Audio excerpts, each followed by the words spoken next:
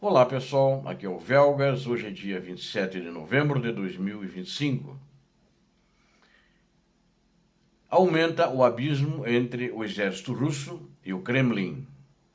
Quero convidá-los a inscrever-se no canal, a quem não é inscrito, e a todos para darem um like, bem como convido a todos para compartilharem este vídeo e os demais em todas as suas redes sociais.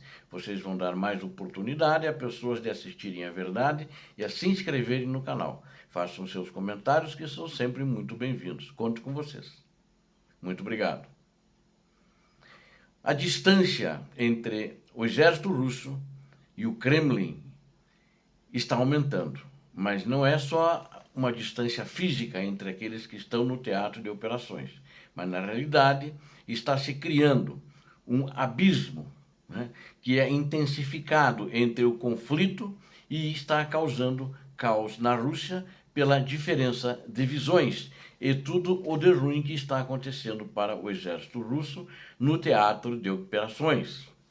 A guerra entre a Rússia e a Ucrânia e as crescentes dificuldades econômicas associadas intensificaram os sentimentos de protesto na Rússia e já espalhando-se por todas as províncias praticamente. Recentemente, o respeitado jornal americano The Wall Street Journal noticiou que alguns membros do círculo íntimo de Vladimir Putin no Kremlin podem se voltar contra ele. Isso causou um mal-estar no Kremlin, causou um mal-estar em Moscou. E anteriormente, o National Security Journal tinha afirmado que vozes de descontentamento estão sendo cada vez mais ouvidas na Rússia, inclusive dentro das Forças Armadas. Então isso é um fato, inclusive eu já noticiei, já analisei isso também as outras vezes, ou seja, e isso está sendo falado publicamente. Fiz questão de citar essas duas fontes que eu vi, que corroboram o que de fato está acontecendo na Rússia. Uma Rússia que vai mal economicamente por causa da guerra, e uma guerra que vai mal economicamente, e uma guerra que vai mal por causa das estratégias. E ela vai mal também, que fizeram uma frente de 1.350 quilômetros, onde os russos não conseguem avançar. Quando avançam é muito pouco e agora estão desesperados que depois de quase 2 anos não conseguiram tomar Pokrovsk, apesar de terem imposto aos ucranianos uma derrota ao entrarem no sul da cidade de Pokrovsk, né? E ainda estão lá firmemente concentrando gente para tentar avançar. Aliás, já estão tentando avançar mais dentro da própria cidade. Entre os militares da Rússia, tanto da ativa quanto da reserva, existe uma frustração com a estratégia fracassada de Vladimir Putin na guerra contra a Ucrânia. Inclusive os generais, os comandantes, coronéis, tenentes-coronéis, em geral os oficiais superiores, culpam Putin pela derrota, porque a estratégia é dele, ele diz como é que tem que fazer e diz que assim vai chegar a vitória e exige isso dos generais. E muitos deles acreditam que essas ações do Kremlin não estão apenas levando ao desastre na linha de frente, mas também destruindo o próprio Estado russo. E eu também sou partidário dessa crença que, se a continuar assim, o Estado russo vai se desmembrar em mais estados, né? Saindo da Rússia aqueles países mais ricos da parte asiática, que já existem movimentos, até não entre os apenas entre os mais ricos, né? Acredito que o mais rico lá é Kazan, que tem refinarias de petróleo, tem fábricas, e diversos tipos de fábricas, ou seja, é um estado rico e as refinarias estão lá porque ele é rico em minas de petróleo e em minas de gás. Mesmo antes do início da invasão, em fevereiro de 2022, o coronel-general Leonid Ivashov, ele hoje está na reserva, ele é ex-presidente da Assembleia Geral de Oficiais de toda a Rússia. Eles têm uma organização que chama-se Assembleia Geral de Oficiais, né? E ele já havia soado esse alarme. O que esse general Leonid falou. Ele pediu publicamente a renúncia de Putin, alertando que a verdadeira ameaça à Rússia não era a OTAN, mas sim a corrupção da crise demográfica e a liderança incompetente da Rússia. O general disse isso. Nunca aconteceu nada para ele, ele continua solto. Deve ter as costas muito bem quentes dentro das Forças Armadas.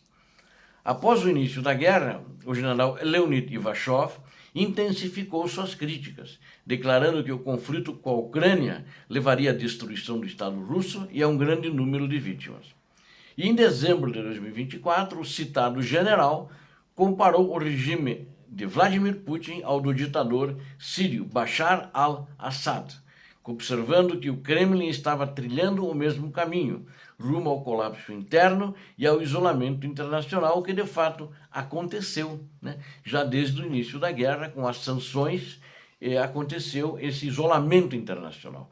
O isolamento internacional está sendo rompido em relação aos Estados Unidos da América, depois que o Trump, não sei por que cargas da água, ele diz que ele é amigo do ditador da Rússia, que ele entende e ele é bem intencionado. Um bem intencionado que estuprou em Bucha, assassinou mais de 1.000 pessoas e estuprou mais de 500 jovens, né? Um exército que continua cometendo torturas, que sequestra crianças e são entregues para a educação a pais russos, que pega jovens de 17 anos e está alistando-os à força nos exércitos russos, ou seja, é um cara boa gente, e o Trump gosta dele, né? Será que é por causa disso? Ou será que o Trump é tão desinformado? Um presidente da maior nação, a mais poderosa do mundo? É de pensar isso seriamente, que ele tem essas palavras de carinho para o ditador da Rússia. De acordo ainda com o general, o abismo entre militares profissionais e a elite do Kremlin tornou-se evidente. Os primeiros são forçados a arcar com a responsabilidade pelos fracassos na linha de frente, ou seja, os generais, né, que estão lá com as suas tropas e seus exércitos lutando para tentar conquistar a Ucrânia. Enquanto a segunda continua a progredir em suas carreiras e a enriquecer em meio à guerra, ou seja, é o pessoal do Kremlin, né?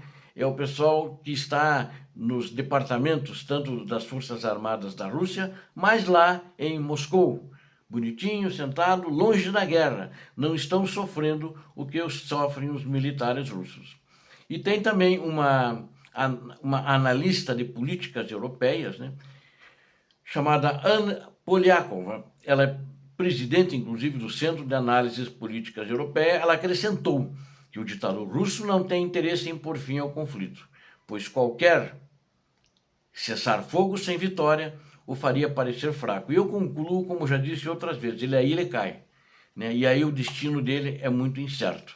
E é esse o destino incerto que ele tem medo.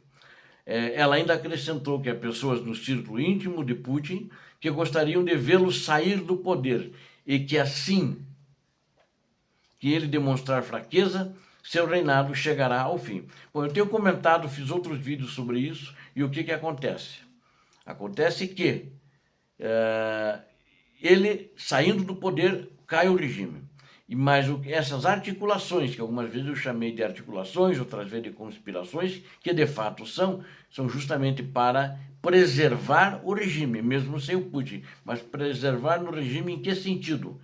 Manter e salvaguardar a segurança física dessas pessoas que estão no poder hoje e salvaguardar o seu patrimônio, né? Para que eles não tenham que fugir da Rússia, para que eles fiquem bem. É essa a maior preocupação hoje quando eles fazem essas articulações.